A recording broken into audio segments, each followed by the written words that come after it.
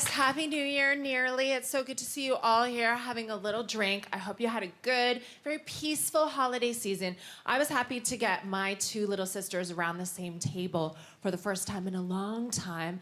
Guys, we can talk about it now. They fell out. They fell out over the pandemic. Yeah, the vaccine mandates, all the lockdowns in Canada.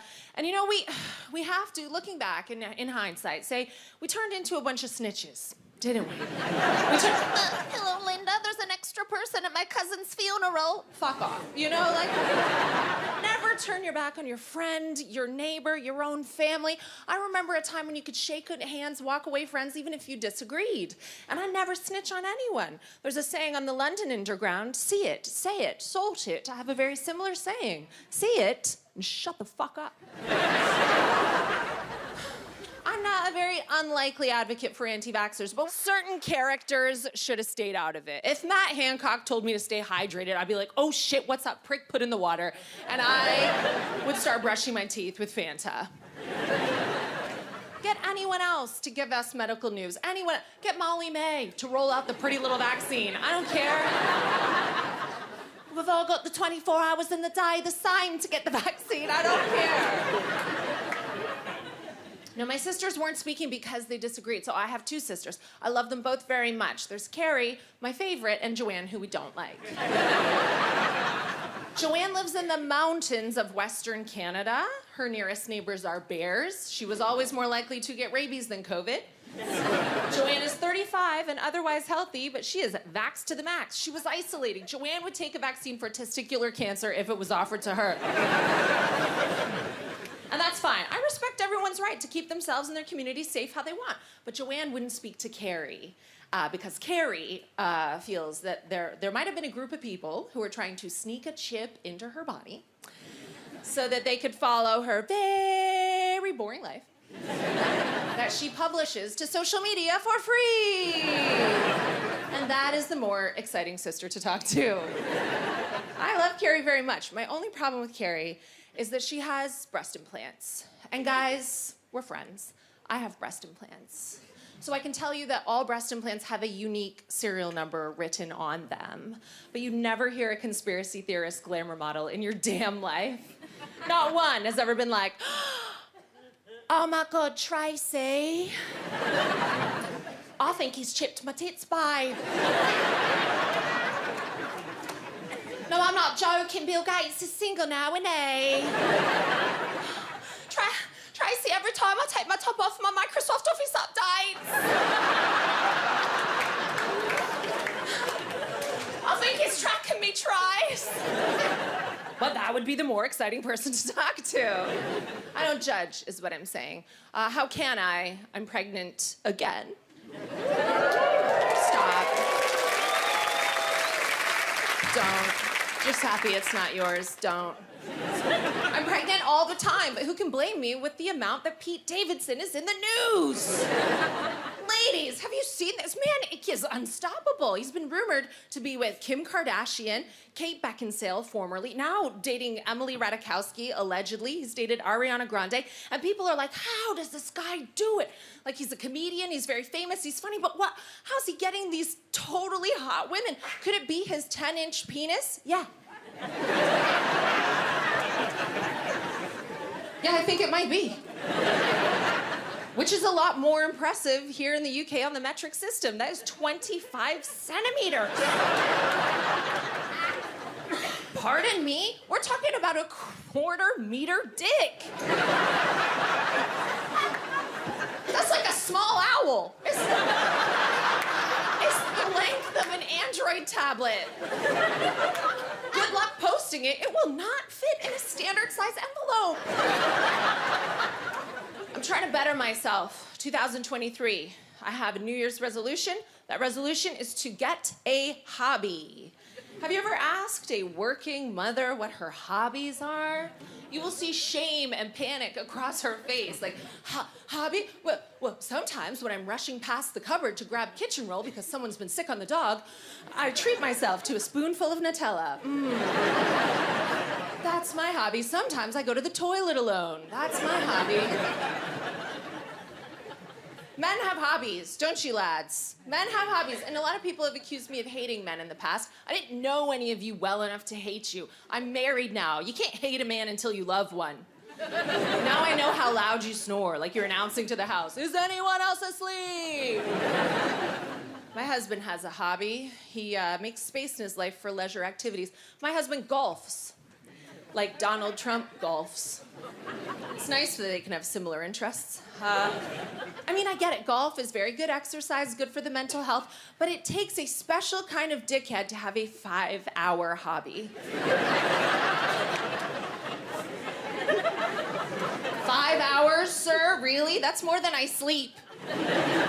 5 hours is more than my daughter's screen time allowance. I thought this man loved me until winter came and he continued to golf. Oh, what would I like to do on my day off? Oh, quality time with my children? No thanks, I'd rather catch RSV stood in the freezing rain for the length of time it takes to drive from London to Carlisle. How boring could I possibly be? We've only been married a short time. I still suck him off enthusiastically. Thank you. Thank you for that. And he's ambling around outdoors in a hostile climate with a bag of sticks like a shit Bear Grylls. Oh, I'm sorry I haven't got 18 holes. It's just the 3.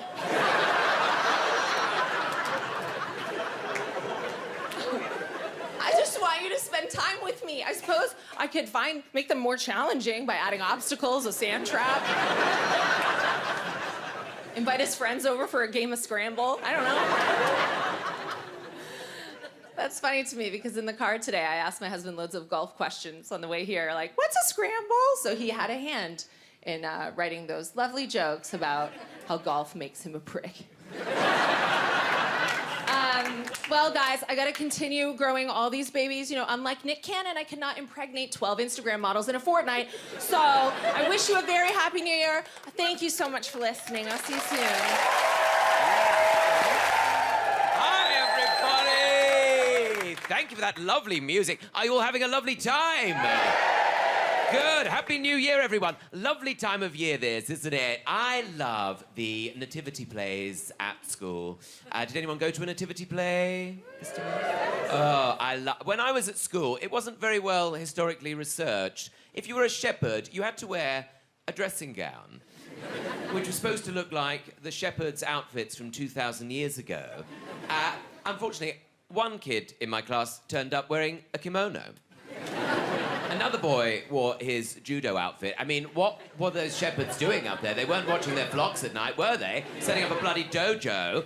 And as well, to represent, like, other parts of the outfit, they had to wear a tea towel on their head. Well, that's all very well, but one boy in my class, he had a tea towel that said Whipsnade Zoo on it. Not very well researched at all. Hello. So for a long time, I've been living with a couple called Dad and Mum. But then recently, I got my own place. Oh, it's been very exciting. I've got a little garden, which is nice, although I do get very stressed about the slugs, right? Slugs, the snails that are homeless. And they come out, right? They come out, they don't come out, but they... I love that. I'm gay. Look it. They come out and they attach themselves to my bush, right? And I have to go out after dark with a torch, padding around the undergrowth, crawling around the bushes like some sort of gay in the 1970s. The only thing getting sucked off is my hydrangeas. And as well, I get foxes. Foxes come in the garden. They sit on my garden furniture. I have to get a saucepan and bang it with a wooden spoon to try and scare them away. People don't know if I'm thanking a nurse or scaring away a fox. And as well, when you get your own place, right, you don't have any furniture. No furniture. No furniture. Nobody told me that. First 3 weeks, I was standing up. So I had to get somewhere to sleep, so I went to a department store, and I went to the mattress department. This woman came over, and she said, "Hi, I'm Faye." And I said, "Oh, my God, so am I."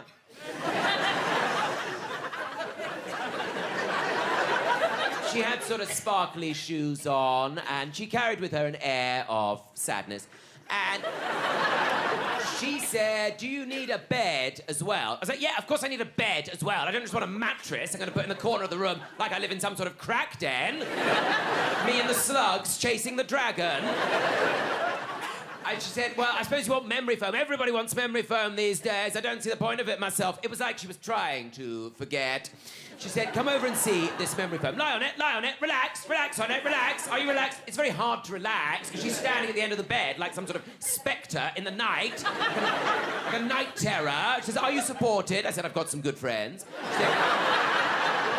She said, well, no, try and turn over. You know, I couldn't turn over on this memory foam. Could not turn over. It was like I was drowning in memories. Why did he leave? And then I was like, no, I don't want memory foam, Faye. She said, well, do you have nightstands? I said, Faye, that is none of your business. Then I realised she meant bedside tables. And we went to look at the bedside tables, and they're always on like a little set. You know, there's like a little bed and a bedside table and a little window with a little blind on it. By the way, I am 39 years old, and I still do not know how to work a roller blind. You put it down to pull it down. Right, to make it go back up again, you put it down again. Then to make it go back, right, you have to put it down again, it stays down. So then I put it down again, still stays down. Put it down again, still stays down. The whole window has got like a skirt on it now. I don't understand rollerblinds. And by the way, they put these sets out of a bedside table with like one angle poised lamp and a journal. Nobody's bedside table looks like that. Everybody's bedside table has got 37 glasses of water on it. Downstairs in the kitchen goes, I'm sure we got glasses in this house. It's got half a dozen books you started, couldn't be bothered to finish, and every receipt from every purchase you've ever made. And no one's writing a journal in bed, are they? Because everybody gets into bed and does exactly the same thing. You prop yourself up, you get your phone, and you start Googling things. Googling things like, why can't I sleep? Why is my neck so sore?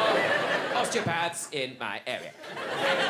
And so, right, and so I was like, no, I don't want a bedside table. Thank you, Faye, I just want to get a mattress. Well, they ask you all these questions, like, how many springs do you like? I don't know. 2, right? She takes me over to these mattresses. She says, right, try this one, sleep on this one. And how cocky are these mattress companies that they have to put down a plastic sheet on the mattress? Like, their mattresses are so relaxing, I'm going to immediately get on it and suddenly piss myself.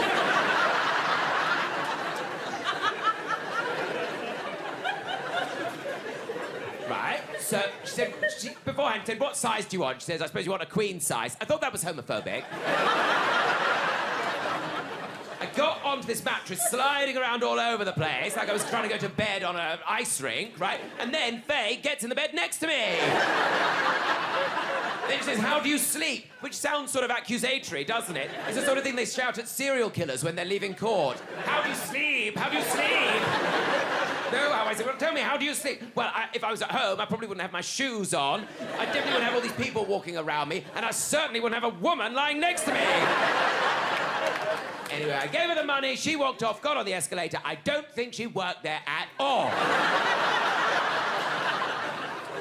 But the thing is, since getting my own place, I've become very house-proud. I'm rather like my mother. I like to make the bathroom very nice. When I was growing up, we didn't have carpet in the bathroom.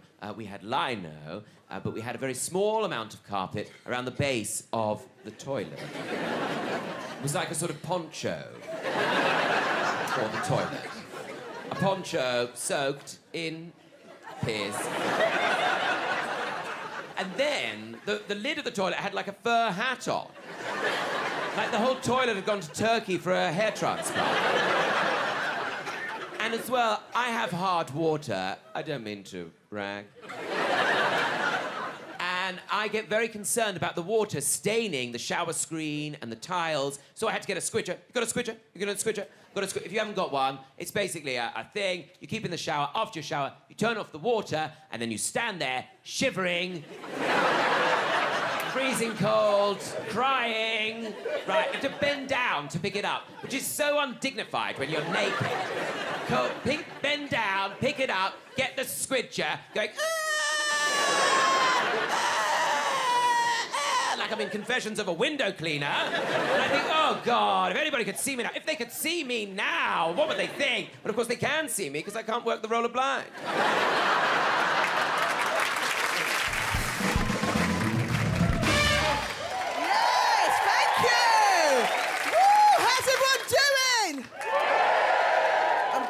my name. I'm glad he said my name as I'm out of breath. Can you hear me out of breath? Big it up for the big girls and the fluffies at the back. You all right, fluffies? Don't lie to yourself, okay, people? Anyway, it's nice being here. Everyone feeling good? Yeah! But one of the things I love about Christmas and, you know, New Year's Eve is that the office parties. You know, when I used to work for the 9 to 5, right? I used to go to the office party. Anyone had their office party yet? Anyone slept with someone else's man, yeah? Because of the office parties, yeah, you always have Hannah from accountants, right? Because, you know, usually she comes to work in her normal clothes, her work clothes, and she's really quiet. She doesn't really say anything. She's got the ponytail slicked back with the glasses. And then at the office party, Hannah turns up like she's Kim K ready to make a second sex video. Do you know what I mean? And then for me, I don't know about you, but I always want to know who's sleeping with who.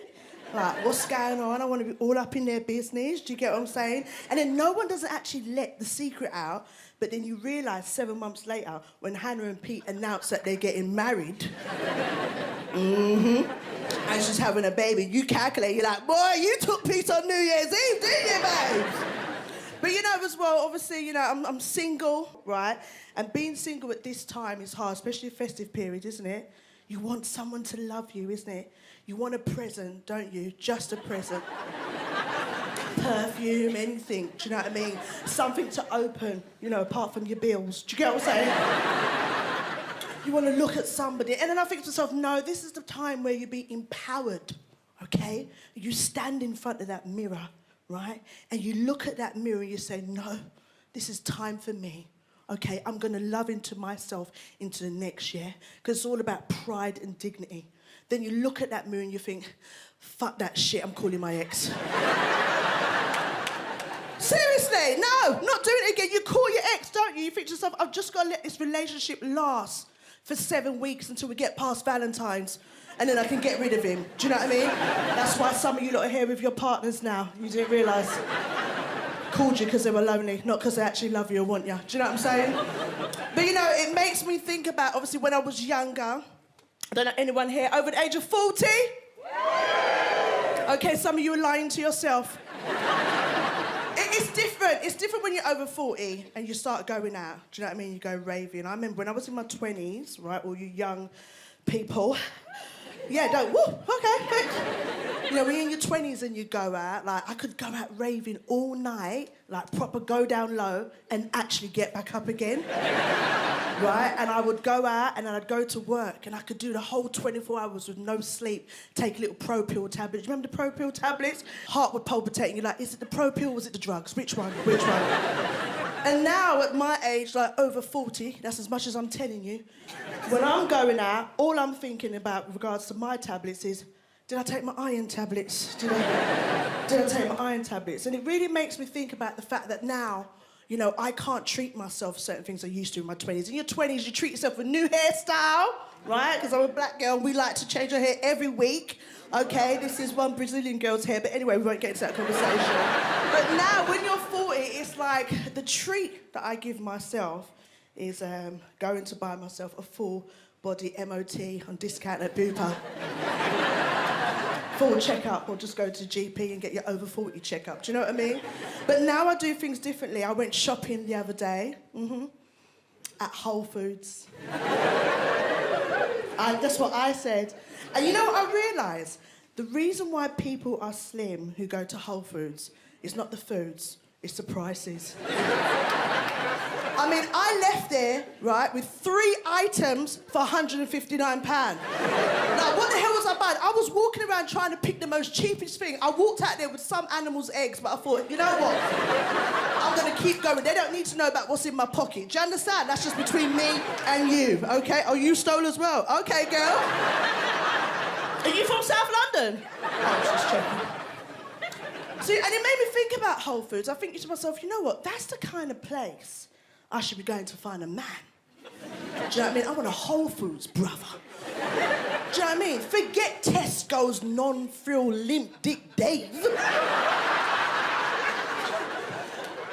I want a Whole Foods brother, yeah, with a whole full bank account and some alkaline sperm. That's what I want, okay? But, you know, thinking of Christmas, Black Christmas, there is such a thing called Black Christmas. Black people in the house? Yeah! there's a few. Whoa. There's one that flew in. But no, Black Christmas is different, okay? Black Christmas, the reason why I call it Black Christmas is because it's about the food. I know for everyone it's about the food, but we go deep, right? We don't go to Whole Foods, we go to Whole Foods in Brixton, where we can buy a box of chicken for 20 quid, and everyone gets to eat. We've got the rice and peas, you understand? We've got the jollof rice, we've got the plain rice, we've got the jerk chicken, oh, and we've got the turkey, and we've got the normal chicken, and we've got the lamb, and we've got the jerk, yeah. Then we've got the macaroni cheese, then we've got the potato salad. Then Grandma's come with her potato salad and macaroni cheese, and you can't tell that bitch no. Do you understand what I'm saying? And we had the football, oh my gosh, the World Cup. I mean, oh, I swear, it was a lot, and it was amazing to see. Obviously, there was a bit of, controversy with the whole, human rights and how they're going on about the LGBT plus community. And we did the most British thing that we do. We was like, no, we must stand against this. This is terrible. And then sent out a few tweets. And we was, was upset. We was upset about that and human rights. And then we found out there wasn't going to be no alcohol. We was like, no alcohol! And then we take it back.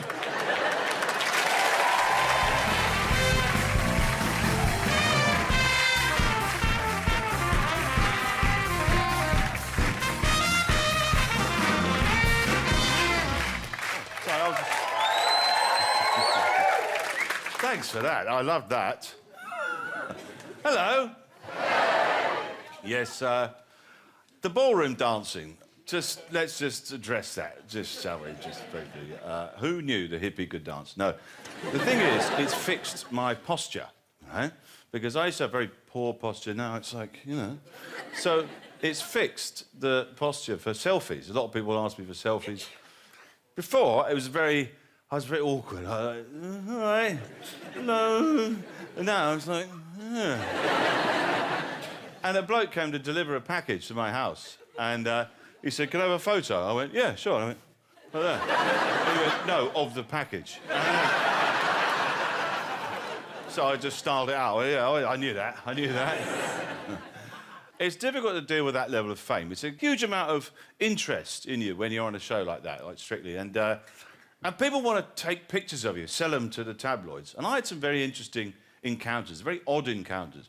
Some bloke got in touch with me via Twitter, right? And let's be honest, Twitter can be a bit of a swamp of unpleasantness. And my socials tend to be quite wholesome, A lot of my social media is basically people send me photographs of moths to identify. And there's nothing much for the tabloids there. It's not salacious, And he got in touch with me, and he said to me, "Bill," he goes, "I just want to warn you, here are some screenshots of some emails I've sent to a tabloid newspaper." And I was like, "Oh, I don't know about this. This is a bit worrying." And he said, he showed me the emails, screenshots, and it was like this: "Dear Daily Mail, I have some compromising video material of Bill Bailey," right? And I'm thinking, what the hell is this? Is this me misidentifying a moth in a pub car park? Anyway, so they come back and said, "What is the nature of this material?" And he emailed back, he said, "I was out in the countryside, I heard a commotion in a field. I looked through the hedge, and there was TV Strictly Bill Bailey, drunk in a field, swigging from a bottle of whiskey, bothering a llama." All right? When he saw me, he became abusive, chased me down the lane, issuing a war cry. "Would you be interested in this footage?" And they came back and said, "Yes, we'd be very interested." And he went back and said, "How much are you willing to pay?" And they came back and they said, £20,000. And he messaged me, he said, "Do you fancy doing it? We'll split the money."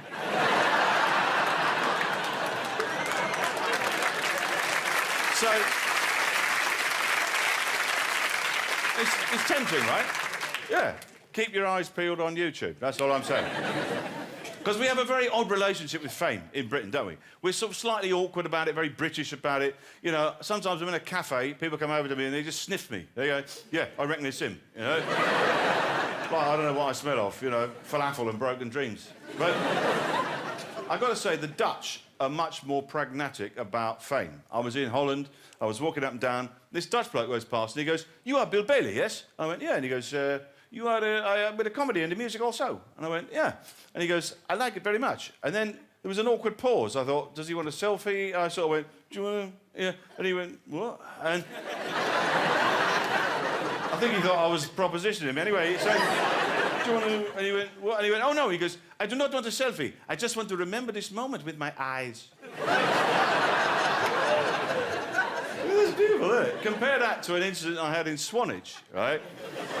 It was my own fault. And this bloke, he was hovering around with a mobile phone like this, and he comes at me and he goes, here, talk to my sister. I went...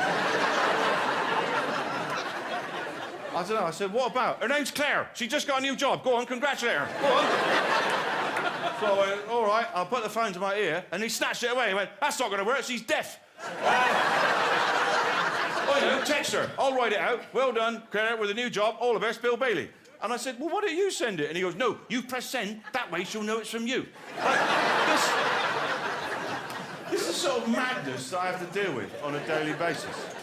I get nutters all the time. A bloke came up to me in the street, he said, same coat. And I went, wow, great. Oh, look at that, same coat. I wasn't wearing a coat, you know? I was in a bar in Amsterdam, right? And this bloke comes over, you straight away, you know, he's a nutter. And this bloke comes over, and he goes, Bill Bailey, yes? And I went, yeah. And he goes, there's no Dutch people in, by the way, sorry. I'm having a go at the Dutch. It's not the greatest language, is it, Dutch? No offence. I mean... There's other European languages which are a little bit more prettier, aren't they? Like Spanish. It makes, you know, even Shakespeare sound more romantic. To be or not to be, that is the question. Spanish, ser o no ser. Esa es la pregunta.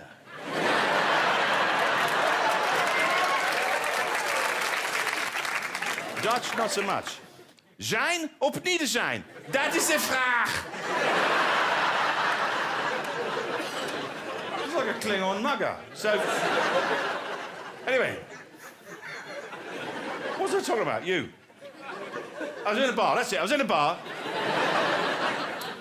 And this bloke comes over, and you straight away, I know he's a nutter, and he comes over and he goes, hello, Bill Bailey. He goes, I am also in the business of entertainment. My name is Rudy van der Brugge.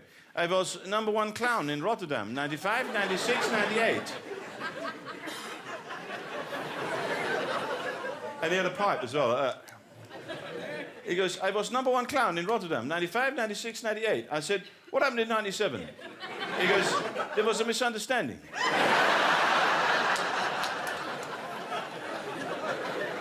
They were not my genitals. It was a prosthetic, but apparently inappropriate for the Nativity. And then he started having a go at me for being English, right? He goes, you English are uptight. You do not know how to speak to a woman. I will show you the Dutch way. And he goes, this is how you speak to a beautiful woman. Hello, you are a beautiful woman. You have beautiful shaped ears. Your legs are symmetrical. Let's go to the motel. And he goes, and I said, what about Englishman? Oh, Englishman is like this. Hello, it is sunny today, yes? It is sunny today, but at the weekend there will be drizzle.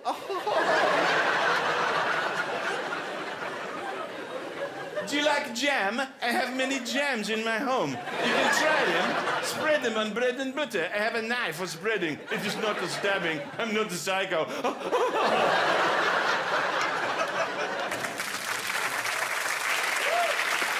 All right. Now, I've been busy this year. I've written a Cockney musical. Now, you'll know, this is based on an unlikely premise that Cockneys were the first people to conquer Everest. So, there's a bunch of roofers from the East End. They went on a walking holiday. They went, oh, we're here. So, this... You'll get it as I'll play it. It's work in progress. So, this is all about work in progress, isn't it? So, here we go. I'll play it for you, right? From Mile End Road to Everest, I was right up there with the very best. They called me a Yeti in an old string vest. I'm last of the Cockney Sherpas. How's your crampons? Too tight. So, now, there is a bit of audience participation if you want to get involved, a bit of old school music hall. When I say, how's your crampons, you shout, too tight. Let's try that. How's your crampons? Too tight. Very good. With a fag and a whistle and a Gordon's gin, I was up K2 like Gunga Din. There's no crevasse I ain't smoked in, I'm last of the Cockney Sherpas. How's your crampons? Yes, very good. I've rediscovered a love of a musical form that was part of my childhood, and that was, of course, ragtime. Now, ragtime's a joyous musical form. I think it could be, it's due a renaissance. I'll give you a reminder of what ragtime sounds like. Here's a bit of Maple Leaf Rag from Scott Joplin.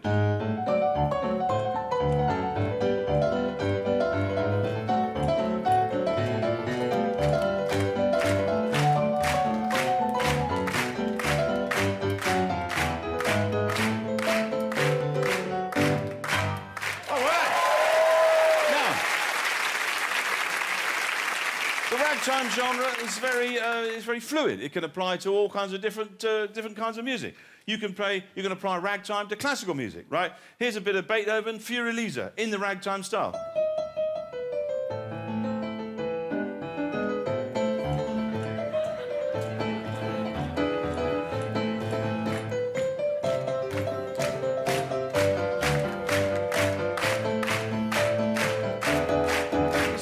In all kinds of genres.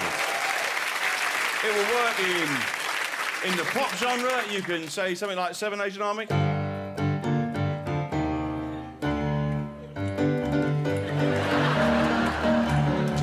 So it works very well. And in fact, what I'm going to do now, I'm going to get a suggestion from you. Suggest a song, I'll try and play it in the ragtime style. Tequila.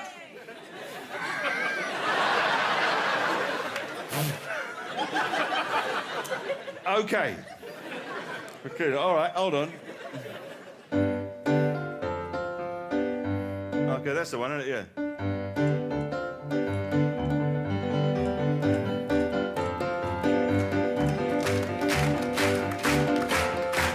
Yeah, it works well.